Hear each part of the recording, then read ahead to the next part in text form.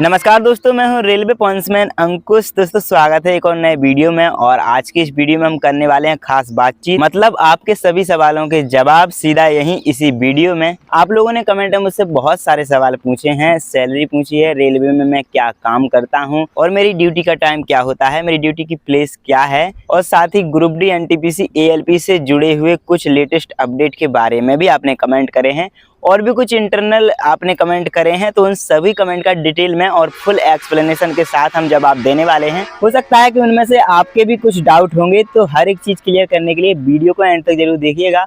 और अगर अभी तक चैनल को नहीं किया है सब्सक्राइब, तो सब्सक्राइब जरूर करिएगा। और अगर आपके भी कोई डाउट है तो आराम से आप कमेंट में लिख सकते हैं, क्योंकि अगली Q&A वीडियो में आपके कमेंट का भी जवाब दिया जाएगा। और दोस्तों मैंने एक टेलीग्राम ग्रुप बनाया है, उसको भी आप ज्वाइन कर सकते हैं, जिसमें आपको सारे के सारे प्रीवियस ईयर क्वेश्चन, चाहे रेलवे के किसी भी एग्जाम्स के हो, वहाँ पे फ्री में मैं डाल दूंगा। तो वहाँ से डाउनलोड करके आप फ्री में सभी एग्जाम्स के प्रीवियस ईयर क्वेश्चन पेपर देख सकते हैं। तो टेलीग्राम ग्रुप की लिंक चैनल के बायो में दी गई है, वहाँ से आप उसको ज्वाइन कर सकते हैं। और मैं वहाँ पे प्रीवियस ईयर क्वेश्चन पेपर सभी अपलोड करता रहूंगा। लेकिन अगर आप टाइमिंग के साथ मॉक टेस्ट रियल एग्जाम जैसा फील करके देना चाहते हैं, तो इसके लिए टेक्स्ट बुक बहुत ही बेहतरीन ऑप्शन है, जिसमें आपको मिलेंगे 800 से ज्यादा एग्जाम्स के, टोटल 1.5 लाख से ज्यादा मॉक टेस्ट मिलेंगे। और अब तक 22.5 lakh active text book users इसको यूज कर रहे हैं। साथ ही 12 से ज्यादा लैंग्वेज में आपको ये मॉक टेस्ट देखने को मिलेंगे। इसमें आपके सभी एग्जाम्स के प्रीवियस ईयर क्वेश्चंस के मॉक टेस्ट भी इंक्लूड किए गए हैं, मतलब कि एक पास में आपके सारे के सारे एग्जाम का एक्सेस मिल जाएगा। इसके लिए आपको टेक्स्ट बुक का पास प्रो लेना होगा, जो कि अभी आपको 571 रुपए में मिल रहा है। वहीं अगर आप RPA कूपन कोड इस्तेमाल करेंगे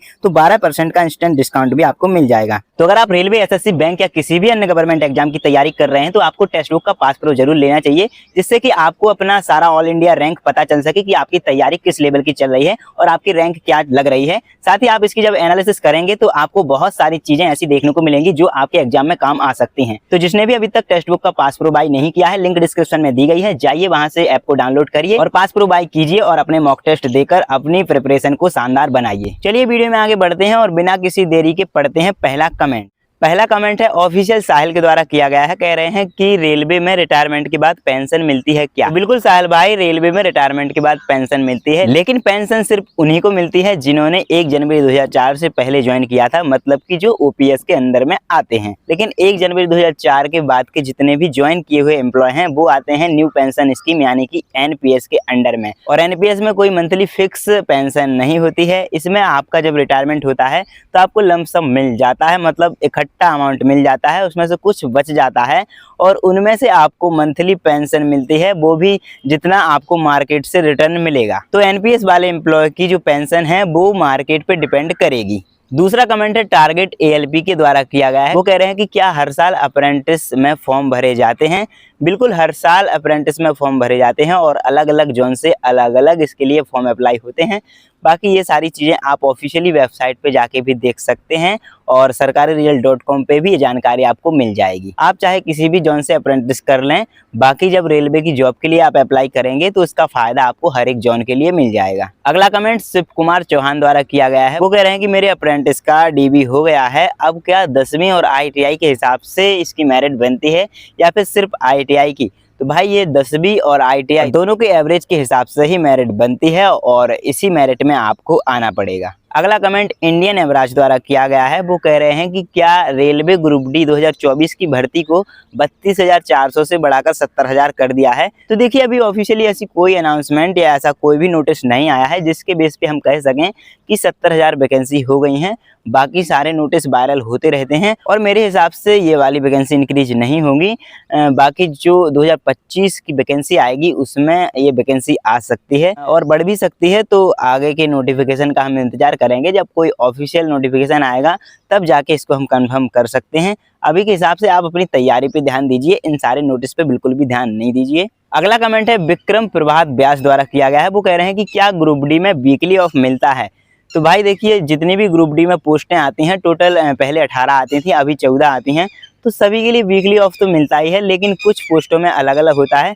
तो कहीं कहीं पे 2 वीकली रेस्ट भी मिल जाते हैं और कहीं कहीं पे सीधा 20-21 दिन में 7 दिन का रेस्ट मिलता है। जैसे कि ट्रैक मशीन वालों को 20-21 दिन ड्यूटी करने के बाद उनको सीधा 7 दिन का रेस्ट मिल जाता है और बाकी जिनकी डे बाई डे ड्यूटी चलती है, वीकली उनको 1 रेस्ट मिलता है। बाकी अगर मेरी बात करें पॉइंट्समैन की, तो जहाँ पे 8 घंटे की ड्यूटी है वहाँ पे 1 रेस्ट वीकली मिलता है और जहाँ पे 12 घंटे की ड्यूटी है वहाँ पे 2 वीकली रेस्ट मिल जाते हैं। और जो वर्कशॉप वाले हैं उनका फिक्स रेस्ट रहता है संडे के दिन, और सैटरडे के दिन उनका हाफ डे हो जाता है। अगला कमेंट है लव यादव द्वारा किया गया है। वो कह रहे हैं अंकुश तुमने ALP का एग्जाम दिया था उसका क्या हुआ? तो देखिए भाई, अभी ALP का रिजल्ट नहीं आया है। बाकी मेरे कितने मार्क्स आए थे मैं आपको पहले भी बता चुका हूँ। CBT 2 के पार्ट ए में मेरे 65 मार्क्स हैं, और बाकी ट्रेड में मैं फिक्स जितना पासिंग मार्क्स होते हैं उतने ही मेरे आए थे। बाकी रिजल्ट आने दो, इसके बाद साइक्यू होगा और क्या होता है आगे देखते हैं, आपको अपडेट करते रहेंगे। अगला कमेंट है स्टडी अड्डा हरदोई द्वारा किया गया है। वो कह रहे हैं कि भाई पॉइंट्समैन की पोस्ट में प्रमोशन किस पोस्ट पर हो सकता है बिना किसी एग्जाम के? तो भाई पॉइंट्समैन की पोस्ट कभी नहीं बदलेगी बिना एग्जाम दिए। बिना किसी एग्जाम दिए आपका सिर्फ प्रमोशन लेवल बढ़ा सकता है, आपकी सैलरी बढ़ा सकता है, लेकिन आपकी पोस्ट नहीं बढ़ सकती है। आप पॉइंट्समैन के पॉइंट्समैन ही रहेंगे। अगला कमेंट दीपांकर द्वारा किया गया है कि DA 0 किस लिए होगा, ये समझ नहीं आया। तो भाई जो आपका 8वां वेतन आयोग लगेगा उसकी सैलरी में ही आपका DA मर्ज कर दिया जाता है, क्योंकि महंगाई के हिसाब से ही आपका वेतन आयोग आगे बढ़ाया जाता है, और आपका जो बेसिक सैलरी रहेगा उसी में आपके DA को और एक्स्ट्रा ही मर्ज कर दिया जाता है। इसके बाद आपका 0 से फिर से शुरू होता है, और 2%, 3%, 4% फिर से हर 6 महीने में DA आपका बढ़ाया जाएगा। अगला कमेंट है सूर्य प्रताप सिंह द्वारा किया गया है कि जो आपका स्टेशन है वो X city, Y city, Z city में किस सिटी में आता है? तो भाई मेरा जो स्टेशन है वो Z सिटी के अंदर आता है, और जिसमें HRA 10% मिलता है, बाकी Y सिटी में मिलता है 20%, और X सिटी में मिलता है 30% बेसिक का। तो मेरी एक बहुत ही बढ़िया स्टेशन है जहाँ पे आगे बहुत ही अच्छा व्यू पहाड़ों का आता है, और बहुत ही अच्छा नेचर वहाँ का है, और Z सिटी के अंडर में मेरा स्टेशन आता है। अगला कमेंट है अर्चित दीक्षित द्वारा किया गया है। वो कह रहे हैं कि भाई ग्रीन झंडी क्यों दिखाते हैं? तो भाई ग्रीन झंडी का मतलब होता है कि सब कुछ ठीक है, मतलब कि जो गाड़ी को हम झंडी दिखा रहे हैं उसमें कोई भी अनयूजुअल नहीं हो रहा है, कोई भी दुर्घटना नहीं हो रही है, या फिर कोई भी ऐसी चीज़ नहीं हो रही है जो कि खतरनाक हो सकती है। अगर ऐसी कोई चीज़ होती है तो फिर हम रेड फ्लैग दिखाते हैं। और आपको ये पता नहीं होगा शायद कि जो गाड़ी में गार्ड और ड्राइवर होते हैं वो भी हमको ग्रीन झंडी दिखाते हैं, मतलब उनकी तरफ से भी सब कुछ ठीक रहता है, तब जाके वो गाड़ी वहाँ से चलती है, और इसको सिग्नल एक्सचेंज करना कहते हैं। अगला कमेंट है परवेश शर्मा द्वारा किया गया है। वो कह रहे हैं इसमें number of questions cancel and ignore का मतलब क्या है? तो भाई इसका मतलब ये होता है कि या तो जो आपके आंसर की है उसमें क्वेश्चंस को इग्नोर, मतलब कि वो क्वेश्चंस के या तो ऑप्शन गलत हैं या फिर आपका क्वेश्चन ही गलत है, और इसका आपके शिफ्ट के सभी कैंडिडेट को बराबर फायदा मिलता है, चाहे आपका क्वेश्चन फिर वो गलत हो गया हो या फिर आपने सही किया हो। इस चीज़ में जिसने उस क्वेश्चन को सही किया होगा उसको थोड़ा नुकसान हो जाता है, और जिसने इसको रॉन्ग किया होगा उसको फ़ायदा हो जाता है, और जिसने सॉल्व नहीं किया होगा उसको भी फ़ायदा ही हो जाता है। अगला कमेंट है राठौर प्रताप द्वारा किया गया है। वो कह रहे हैं कि क्या आपको रोज़ सेंटिंग करनी पड़ती है? तो बिल्कुल नहीं भाई, मुझे तो महीनों महीनों में एक आध बार ही सेंटिंग करनी होती है, लेकिन जहाँ पे जो जंक्शन स्टेशन होती हैं, बड़ी स्टेशन होती हैं, वहाँ पे डेली सेंटिंग होती है, और उसमें भी एक पॉइंट्समैन को डेली सेंटिंग नहीं करनी होती है, 2 या 3 दिन में एक बार सेंटिंग करनी पड़ती है, क्योंकि वहाँ पे 3-4 पॉइंट्समैन ऑलरेडी ड्यूटी पर रहते हैं। लेकिन कहीं कहीं पे ऐसा होता है कि हो सकता है डेली भी सेंटिंग करनी पड़े। अब जैसे कि हमारी एक मशीन आती थी कुछ दिन पहले, यहाँ पे काम किया उसने, तो लगभग 15 दिन वो मशीन चली, तो 15 दिन लगातार सेंटिंग हमारे यहाँ भी हुई है। लेकिन जो जंक्शन स्टेशन होती हैं वहाँ पे मेल गाड़ियों की सेंटिंग होती ही रहती है, और जहाँ पे कोई फैक्ट्री या कोई प्लांट वगैरह बड़े बने होते हैं तो वहाँ पे भी डेली मालगाड़ी की सेंटिंग होती है, तो वहाँ के पॉइंट्समैन को भी डेली सेंटिंग करनी पड़ सकती है। बाकी सेंटिंग करना कोई कठिन काम नहीं है और कोई रिस्क नहीं है इसमें, वो तो लोग रिस्की बना लेते हैं और इसको थोड़ा स्मार्टनेस दिखाते हुए खतरनाक बना लेते हैं। अगला कमेंट है MKM सीरीज द्वारा किया गया है। वो कह रहे हैं कि भैया आपके पहले मॉक टेस्ट में कितने मार्क्स आते थे? तो भाई जब मैंने पहला मॉक टेस्ट दिया था तो मेरे लगभग 41 मार्क्स थे। इसके बाद दूसरे में मेरे 34 मार्क्स थे। ऐसे ही 50 से कम मार्क्स आए थे मेरे कम से कम 15 मॉक टेस्ट में। इसके बाद मेरे 50 से 51, 52, 56 तक मार्क्स जाने लगे थे, और मैंने अपने जब तक मेरा एग्ज़ाम नहीं हुआ था जब तक फुल कम से कम 150 मॉक टेस्ट दे दिए थे, और मिनी क्यूज मिलाकर लगभग 600 मैंने मिनी क्यूज और मॉक टेस्ट दिए थे।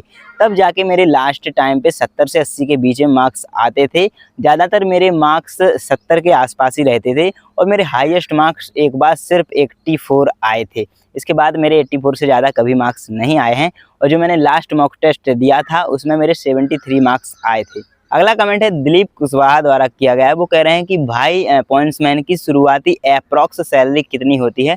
तो भाई मैं शुरुआती सैलरी की बात करूँ तो सिर्फ आपको बेसिक और डीए के अलावा ट्रांसपोर्ट अलाउंस भी दिया जाता है। तो ये तीनों मिलाकर लगभग 28,000 आपकी सैलरी अभी के हिसाब से बनती है। लेकिन बाद में आपको कुछ और अलाउंसेस भी मिलने लगते हैं, लेकिन उसके बीच में आपका एनपीएस भी कटने लगता है। तो आपकी लगभग सैलरी 30,000 रुपये अकाउंट में आती है, कभी 29,000 तो कभी 30,000। बाकी 1 साल बाद आपकी वही 1200-1300 सैलरी बढ़ जाती है। इसी हिसाब से आपकी सैलरी बढ़ती रहती है। अगला कमेंट सुचित चौधरी द्वारा किया गया है। वो कह रहे हैं कि कहाँ से हो ब्रदर। भाई ये कमेंट बहुत सारे लोग करते हैं, तो मैं आपको बता देता हूँ कि मैं उत्तर प्रदेश के ललितपुर डिस्ट्रिक्ट से बिलोंग करता हूं, और बाकी मैं जहां ड्यूटी करता हूं तो मेरा हेडक्वार्टर भी ललितपुर ही लगता है। तो मैं अपने होम डिस्ट्रिक्ट में ही ड्यूटी करता हूं, और आप भी अपने होम डिस्ट्रिक्ट में ड्यूटी कर सकते हैं। कैसे कर सकते हैं वो मैंने आपको पहले की वीडियो में बताया है, जहाँ पे मैंने ट्रांसफ़र या फिर जोन चुनने वाली वीडियो बनाई थी। अगला कमेंट निशांत सिंह द्वारा किया गया है। वो कह रहे हैं कि अंकुश भाई आपकी ड्यूटी करने के हावर कितने होते हैं। तो भाई देखिए, मैं मेन लाइन में ड्यूटी नहीं करता हूँ, पहले करता था 8 घंटे, लेकिन अभी मैं ब्रांच लाइन में आ गया हूँ, जहाँ पे बहुत ही कम गाड़ियाँ चलती हैं, जिस वजह से मुझे 12 घंटे ड्यूटी करनी होती है। लेकिन अच्छी बात यह है कि वहाँ पे हमको आराम मिल जाता है, साथ ही हमें वीकली 2 रेस्ट भी मिल जाते हैं। तो दोस्तों ये हमारे सारे कमेंट थे। अब कुछ कॉमन कमेंट की बात करते हैं, जैसे कि कई लोग पूछ रहे हैं कि ग्रुप डी का एग्ज़ाम कब होगा।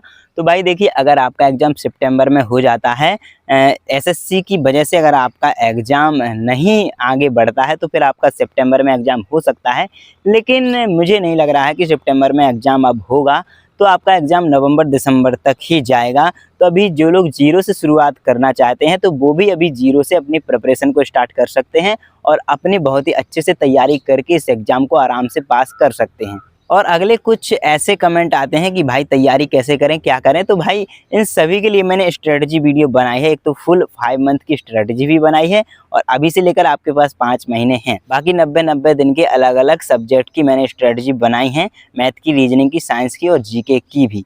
तो आप सबसे पहले मैथ और रीजनिंग कंप्लीट करें, क्योंकि ये 2 कॉमन सब्जेक्ट हैं। अगर आपके ये 2 ही अच्छे नहीं होंगे तो फिर आप आगे नहीं बढ़ सकते हैं, क्योंकि दोनों 55 मार्क्स के ग्रुप डी में पूछे जाते हैं, जिसमें से आपके 52 तक भी स्कोर हो सकता है, कई तो 55 तक स्कोर कर लेते हैं। तो दोस्तों आज की इस वीडियो में यही था, और मैं उम्मीद करता हूं कि आपको ये वीडियो अच्छी लगी होगी और आपके भी बहुत सारे डाउट क्लियर हुए होंगे। अगर और भी कोई डाउट है तो आप कमेंट में मुझसे पूछ सकते हैं, जिससे कि अगली वीक में हम Q&A वीडियो लाएंगे, उसमें आपके कमेंट का भी जवाब दे देंगे। बाकी जो मैंने टेलीग्राम का ग्रुप बनाया है उस ग्रुप को आप ज्वाइन कर सकते हैं, क्योंकि उसमें जो प्रीवियस ईयर के क्वेश्चंस पेपर हैं सभी एग्जाम्स के मैं फ्री में वहां पे डाल दूंगा, तो वहां से आप डाउनलोड कर सकते हैं। चलिए फिर मिलते हैं अगली वीडियो में, तब तक के लिए नमस्कार, धन्यवाद।